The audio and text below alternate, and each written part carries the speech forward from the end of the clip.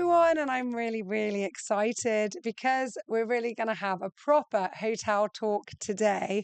I have with us a fellow hotelier in Limassol who's also a young lady. I'm putting myself in that category also, who is the managing director of Crowne Plaza Hotel, which many of you guys, if you know Limassol back in the day, might remember it as Churchill, and then it became Holiday Inn, and now it's Crowne Plaza. Rebecca Pierides. So thank you so much, Rebecca, for being here. Thank you for inviting me. I'm so excited. I just said before we went live that I think a lot of hoteliers, even though if you're listening to this, you are all invited, absolutely, with wide open doors to be on Hotel Talk. But I think many are great and they've been on. And then some are like, no, and they're not really sure about podcasts or what I'm doing here.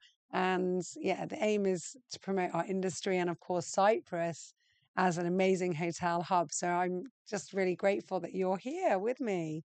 Well, like I said, it's a pleasure to be here, and I fully support the initiative, a new and inventive way. And it's always better to do things with other people and Definitely, it's work more better fun. together and see what comes out. I love it. I love it.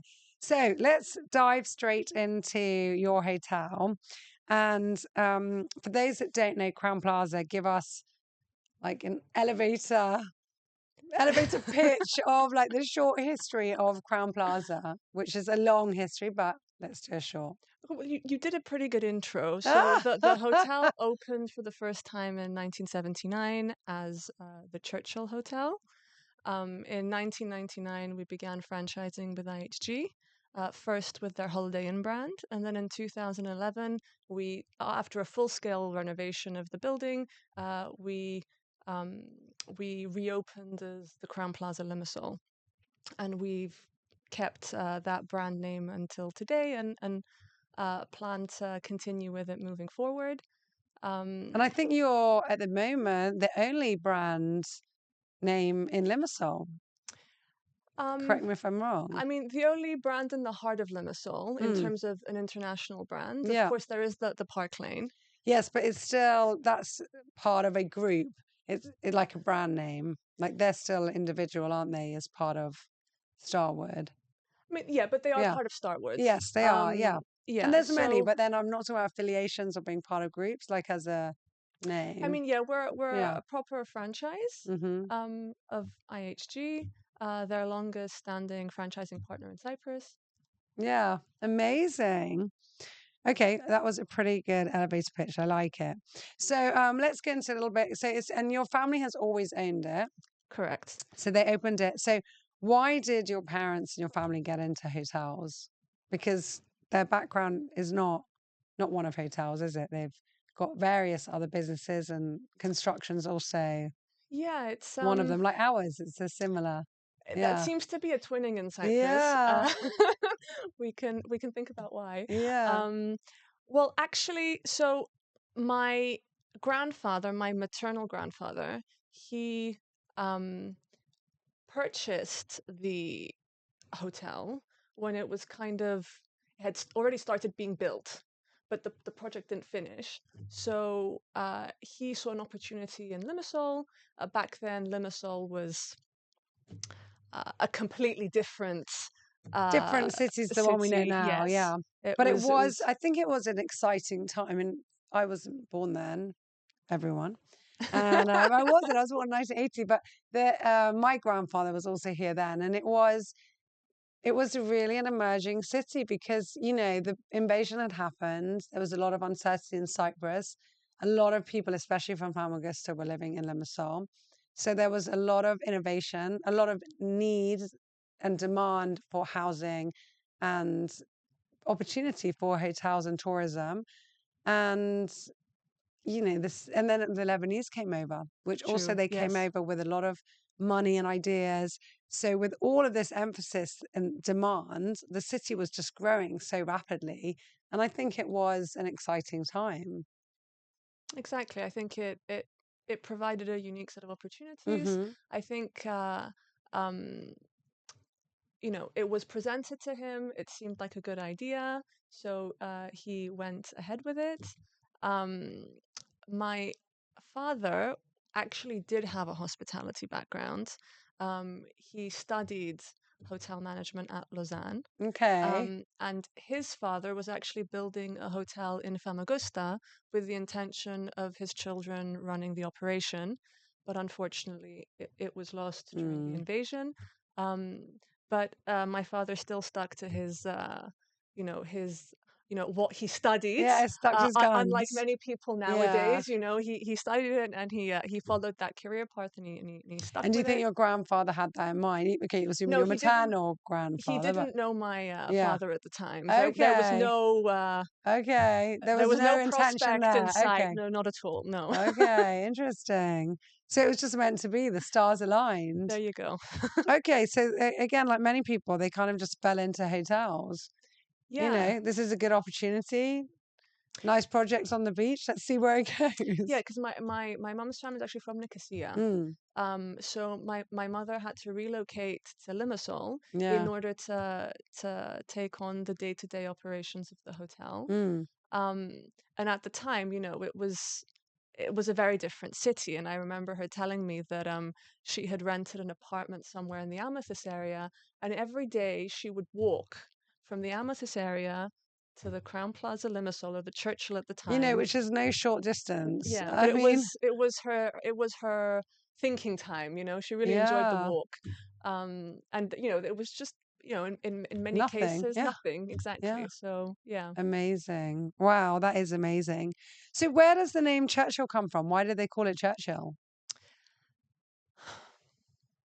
I think there was a UK connection. Mm, Um, until this day, I think the UK market is the largest. hmm. So it was a name that felt uh, was known and kind of inspired Definitely. Yeah. confidence in the UK market. Um, but I don't know specifically why That's so it interesting. I'm has going to to, ask your parents but next time I see them. there is a portrait of Churchill Yes, I still in the know. entrance of Yeah, of the the hotel. hotel. Back in the day, um, the portrait was more prominent because and to this day, some people don't actually recognize, Mm, like some, obviously non-UK people may yeah. not recognize the portrait. I was quite amused to find out at some point that it was a Pokemon stop on the Pokemon Go app that Oh, kids play, which I really? found hilarious because they try to do like the Yeah, yeah, history yeah. educational component. So my nephews told me that Ah, the Winston Churchill portrait is yeah. on the That's game. amazing. So Yeah. that was yeah, quite an evolution. Yes, you made it to 2024. If you're on an app, then you're definitely secured your place in world history.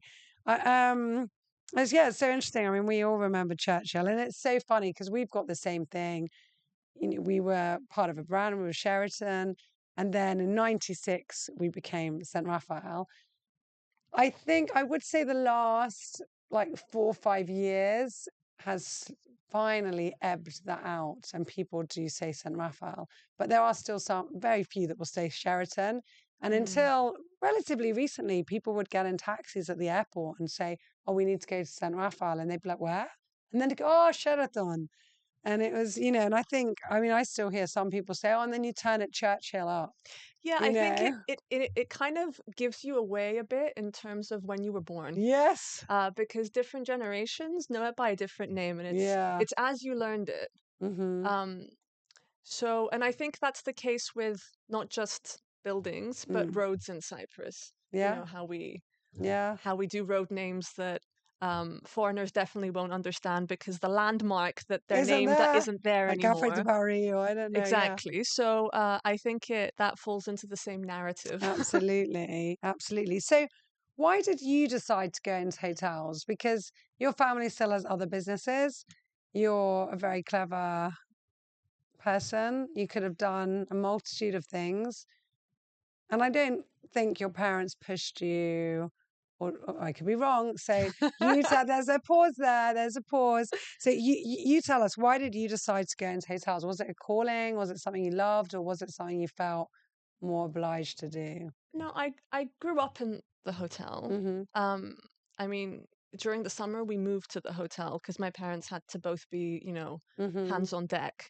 So we spent entire summers there. Then when we got a bit older, we started working in the hotel, helping out with odd Both you and jobs. your brother. Yeah. Both of us working odd jobs, slowly learning the ropes. Um, so, by the time I'd finished university, I'd worked pretty much every position in the hotel. And what did you study at uni? Like, I not actually read languages. English. I English. read English at Cambridge, Mm-hmm. and normally you don't go into hospitality after, doing that. Um, but I didn't actually have a specific thing I wanted to do. I really wanted to do the degree. I thoroughly enjoyed it, and the plan was to come back to Cyprus after the finals to kind of realign, decide what the next step was. My brother's twin boys were also born that summer, so it was kind of a come back to Cyprus, be with the family a bit, decide what the next step was. But at the time, we were rebranding from Holiday into Crowne Plaza. So my dad had said, look, it's a really important rebranding. I could use your help. Mm. There's a big marketing component and communications component that's not really my forte. While you're here for the summer, why don't you just come and help me out? And I can't stand not doing anything. So I was really excited, something to do, keep the creative juices Mm. flowing, etc. Um, and I got sucked into the beautiful vortex. Ah, you went down the rabbit hole. Yeah, that's the thing with this industry. I mean, we laugh about it even on a weekend, even if I'm like, I'm just going to pop into the hotel and see something. My husband just goes, oh no. And he's like, there she goes in the vortex. And like 4 hours later, I'm like, yeah, those 5 minutes of I'm just going to check. I come out. It is You can't definitely. not. I mean, Mm. I think it's really difficult to like there's like a pull, Mm. like a gravitational pull towards the building, no matter what day of the week it is, Yeah. whatever holiday it is. Just even if it's 5 minutes, And it's a just to lifestyle, check isn't it? in. It's not Yeah, a job. It really is a lifestyle. And that's the difference. That's why people either love it or hate it because it's definitely not a job. yeah. It's just a way of life. But I love it, definitely. So that I wanted to ask you, what do you love most about this industry? At first, when I was younger, I think what drew me to it from a young age was the people component. Mm. If you're a sociable person, if you like people, you get to meet so many interesting people, engage with them. If you're lucky, learn their story. Um, many hotels in Cyprus have regular guests, as I'm sure you well know, at the San Rafael, and we were the same. So, seeing those people year in, year out, meeting their family, the connection and the bonds that were formed, they stay with you for life. Yeah. And some of those people, even when I went to study in the UK, you maintain the relationship, see them, they offered to help me, adjust.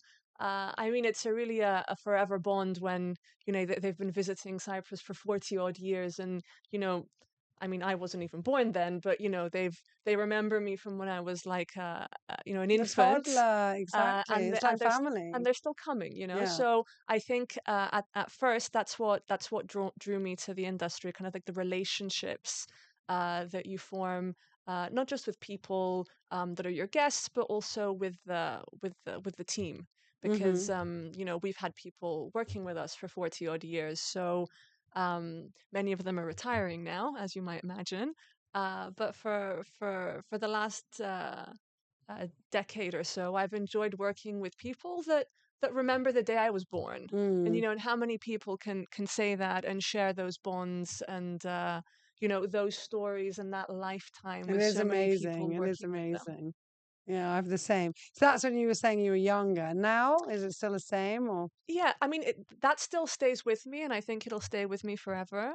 Um, but I guess one thing that we can add into the mix is that there's never 2 days that are the same, and there's never a dull moment.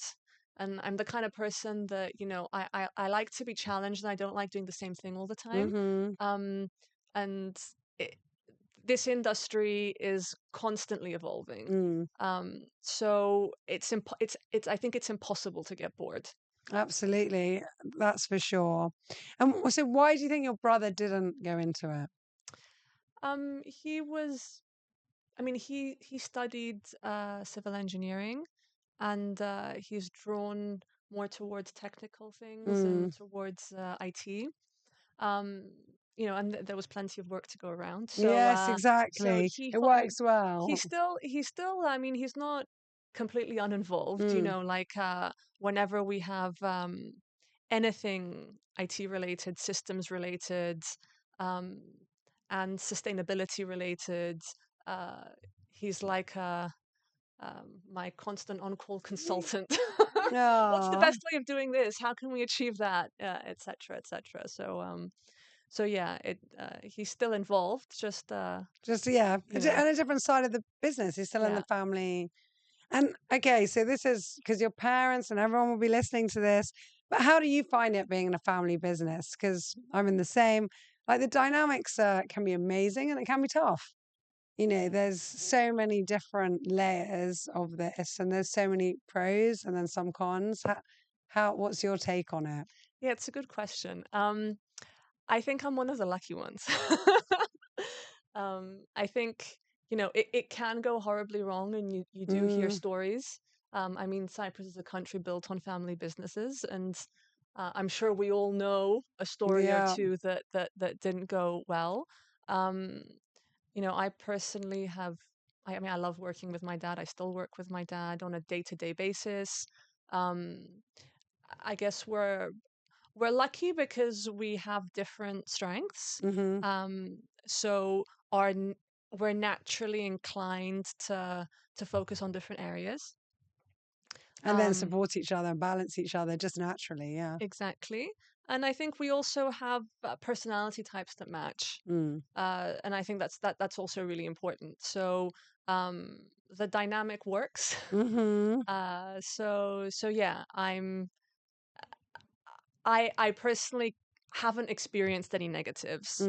Mm. Maybe we talk about work a bit too much, but that's how I grew up anyway. So it's not something that changed when I entered the family business. Dinner talk inevitably kind of Yeah, sort of revolves circled back around. to the hotel at some I point. know. So, or to another aspect of the business. So, I mean, in many ways, it just feels like a natural Yeah. continuation of everything, really. Yeah, it's beautiful. When you're close with your family, it's just so nice to get that time with them because I think, their stats are there and they say, oh, I mean, okay, I think it's for non-Mediterranean countries, more for Western. But, when your child's 18, you've already spent something like 80% of the time you're going to spend with them. How scary is that? We don't have that here, but especially when you work in a family business and get to be with your family, I think it can be beautiful. And it's just Mm. great because that natural evolution of the family aspect can remain. And if it's done right, it can be really, Yeah. really special. I mean, we have lunch every single day. Mm. I mean, not many people can say that. No, definitely Um, not.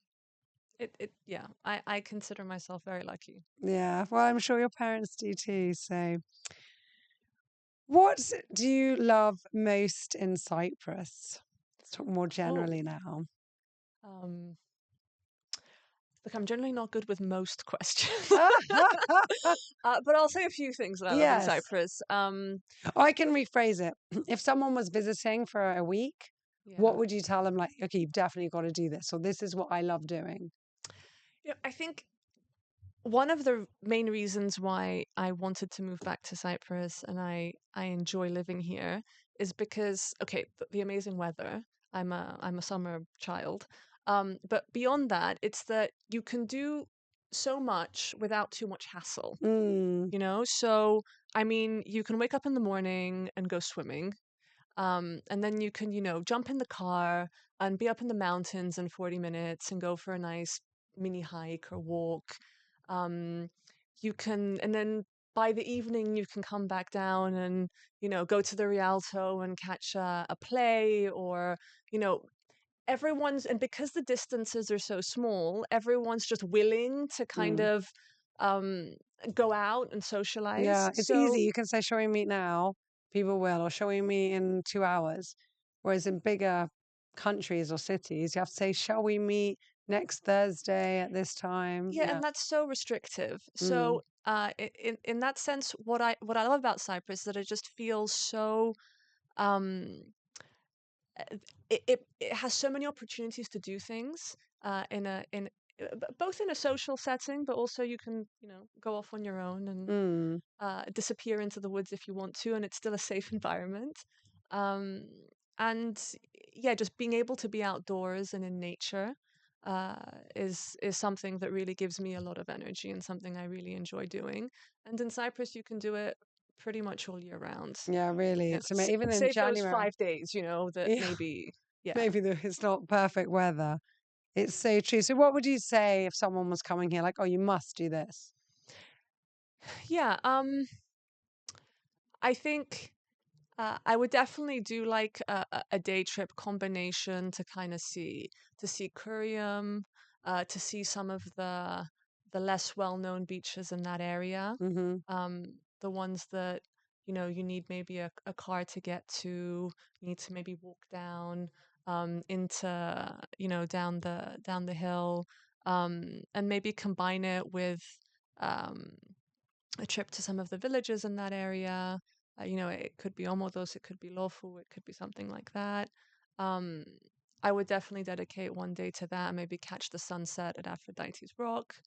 Um, if they're willing to go further afield, I think the Agamas area is, I mean, It's I go amazing. every And summer. that hike is amazing in Agamas. There's such a beautiful hike, and it's just, oh, it's amazing. Walking right by the sea, and you can, yeah, takes a couple of hours. Stunning. Stunning. And Yeah. then, you can even go towards Aragaga and towards Birgos and Mm-hmm. that side completely, and it just has a different feel, a Yeah. different vibe than the rest of Cyprus. Um, I would also go into the mountains. I mean, uh, both Troodos and also the Paphos forest. There are so many like nice. I mean, if you're into cycling or hiking, there's so many trails you can do. It's amazing. The Um, last few years, yeah, yeah, we had Sebas Berdios on the podcast talking about them, and yeah, it's amazing what they've done. yeah, and like I mean, they've done an amazing job, and there's still a lot more potential because it's Yes, it's not that we're super well known as a cycling destination. We still need some like infrastructure in terms of what cyclists need to make that happen. Um, you know, Stations to like hmm pump their bikes or whatever it is that they. But I think they've done a great job at like setting the scene, and I and think the trails and the hiking is yeah. perfect. Yeah. Yeah, I'm more of a hiker myself rather than Mm. a cyclist. So, um, we try at least once every couple of weeks to do at least one trail Oh, that's or so hike, good. Well and done, you. it's yeah, I it's always say like one a month, and I manage like one every 3 months or something. But okay, see, there's times of years when it's yeah, easier, um, but it's definitely worth it once you get up there. it's amazing. Um, Yeah, it's so good. some are longer than others. There's always a taverna involved at the end as a kind Ah, of treats. yeah, Yeah, reward after the long walk. So I think if you're an active person and you're willing to search for things to do, I think uh, Cyprus is the gift that just keeps on giving. oh, that's so, yeah, I love that. It's so, so true. So, talking about just keeping on giving, you're recently married. Thank you. Congratulations. So, tell us a bit about your hopes and dreams as you move forward in your life and with everything, with the hotel, with your personal life. I think it's obvious you want to stay living in Cyprus. Yeah, yeah, definitely. Yeah. Yeah, no, Cyprus is our home. hmm Uh, I But your met. husband isn't from He's Cyprus. not from Cyprus, but he loves Cyprus very Yeah. much. Um, and I think, it's what we were saying just before, the podcast started, that, I think people that move to Cyprus, um, that are not Cypriot, but, they really find ways to enjoy the island, often more than Yeah. Cypriots. They have a very active community. Hmm. Um, Often, And they just see it in a different light and appreciate it. So, because yeah. they've lived differently, so Hmm. they have something to compare it to, I guess. Hmm. And I was actually surprised at how active the communities are. um the Telegram channels organizing all these different outdoor activities, and just really Hmm. taking advantage of uh you know the natural beauty that we have in Cyprus. Yeah. I think you would find that many people that have moved to Cyprus in the last decade or so might know Cyprus better than the average Cypriot under 30. Yeah. It's crazy. I agree. It's amazing. And how much, yeah, well, I'd say that as well here. Like sometimes I've said it to friends, like sitting at our hotel on the terrace, and I'm like, they're moaning about the day and I don't know what. And I'm like, look where we are. Like people save all year Mm. to get 1 week of this. And then there'll be something going on and they're like, oh, I'm bored, I'm lazy to go, and I think a lot of the, I wouldn't say foreign, but the non-Cypriot communities will be like, yes, let's do it. Let's support. There's a new initiative. There's a play. There's a concert. There's, I don't know, an event going on. There's something for the children. And they really, yeah, make a massive effort. So, And I think because of that, there's also a lot more happening now. mm, Because there is that support. I yeah. mean, I remember when I moved back to Cyprus 10 years ago, I kind of felt a bit disappointed at, say, the cultural scene, especially if you're looking for something in English. Mm, And you know, fast forward 10 years later, there's so much going on. I mean, I could literally book something every night this week to do. It could be like a jazz concert, or it could be a dance performance at the Rialto, or live from the National Theatre, or so many art exhibitions happening now. Um, there's something really interesting at the PSI Foundation, or a lot of the galleries that have been around mm, forever, like Morphy and Limassol.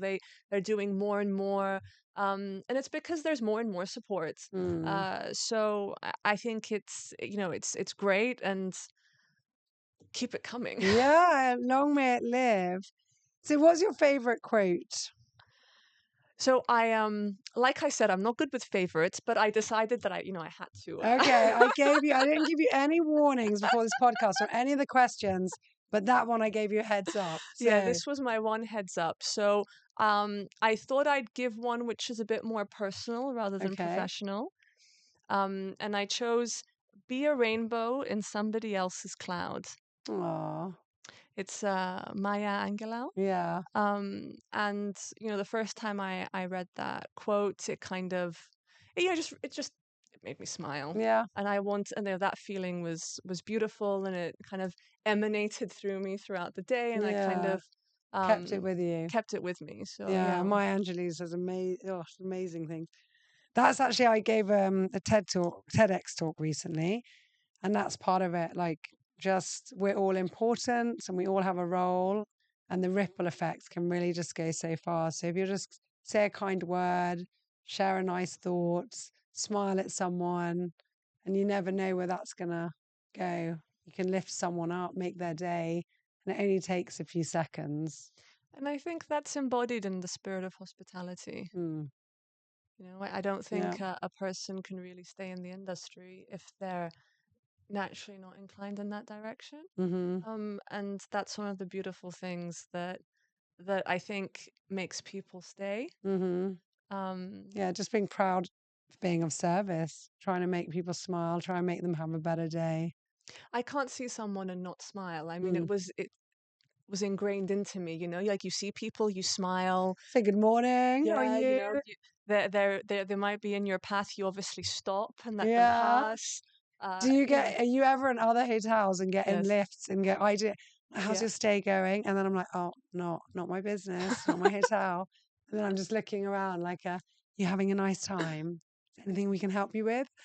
I always have funny moments at lifts when, you're inclined to like, let everyone else go Yes. in first, and then, you realize that you're in a different hotel, and like, there's like 3 other men, and they're like, why is she letting us Yeah, go into yeah. the lift first? Like, and then there's like this awkward kind of, no, you go, no, you go, no, you go. And it's always very So funny. funny. Yeah. So, as you may know, if you've listened to Hotel Talk, we have this tradition of a bonus question at the Oh end. dear. Yes, exactly. Drum roll. So the team at St. Raphael have put those together. So I don't know what question you'll get. What is the name of your first pet? From Oh, Elisabeth Sava. Well, thank you, Elisabeth. My first pet was called Bianco. Bianco. Was she white or he? He was white. Okay. He was a white, Wild guess there. yeah, a white fluffy cat. Ah, We weren't so original with our naming. that's at okay. that I point. also had a white cat called Bianca. There you go. And another one called Snowball. We should have introduced Yes, them. there you Had we go. known. Had we known? Thank you so much, Rebecca Moore. It's been a pleasure. Really interesting episode, and I can't wait for everyone to hear this, especially your team, who I'm sure appreciate you very, very much. And they've loved seeing you become who you are and such a great leader. So keep it up. Keep doing all you do and so much for our industry. And I wish you all the success. Thank you, Farah. Right back at you. Thank you.